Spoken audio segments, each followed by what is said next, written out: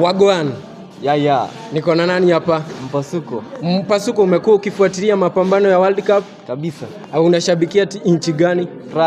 France. Recent wameshinda ni lini? 2018. Mashindano ya World Cup ilianza mwaka gani? 1930. Nchi gani ya kwanza ambayo ilishinda in 1930? Uruguay. Yeah. Who was the first player to score in World Cup history? The first player? Alikuwa anaitwa sijui Luisen or something. Lorient. Yeah, huyo. Haya, the first player to score a hat-trick, win a golden boot na top scorer in 1930 alikuwa nani? Guimaro Stabil. Yeah, alikuwa wa Argentina. Actually alifunga 8 goals in the 2030 season. The youngest player kucheza kwa hii 2026 World Cup anaitwa Mora.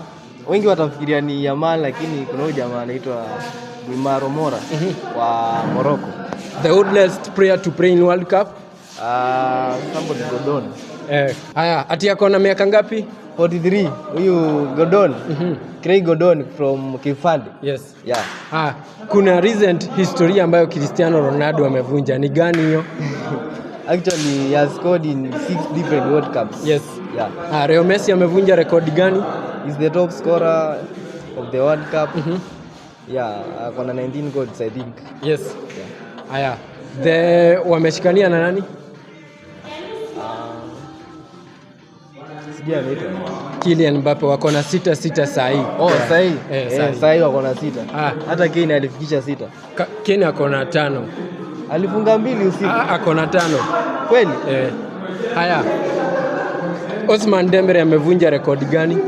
Kufunga hat-trick in the first half kwa World Cup.